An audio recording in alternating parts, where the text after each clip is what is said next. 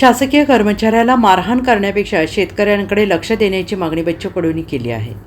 सरकारच्या धोरणामुळे कर्मचारी संपावर गेले आहे। शेतकरी देशोधडीला लागला आहे, त्याच्याकडेही लक्ष दिलं जात नाही। तर दुसरीकडे आमदार निवास येथील कॅन्टीनमधील धान्याला वास येत असल्याने आमदार संजय गायकवाड यांनी कर्मचाऱ्याला मारहाण केली।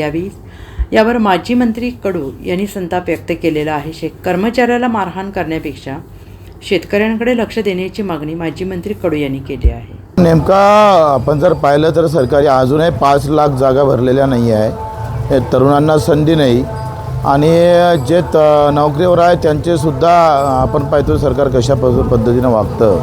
म्हणजे आजकाल तर भाजपाच्या कार्यकर्त्यासारखं कर्मचाऱ्यांना वागावं अशी एक व्यवस्था आहे आणि त्याच्या विरोधात कर्मचारी कंटाळले, त्याच्यामुळे ते संपावर गेले असणार। तुम्ही जर पाहिलं तर आज शाळेमध्ये इतर ठिकाणी जे काही साहित्य भेटतं ते किती करप्ट आहे।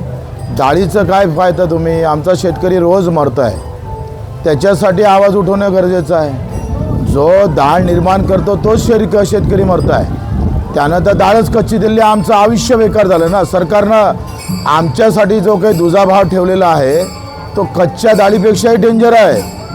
त्यांना डाळ कच्ची ठेवली इथपर्यंत जास्तीत जास्त पोटच बेकार होणार, आमचं तर आयुष्य बेकार व्हायला लागलेलं आहे, त्याचं काय।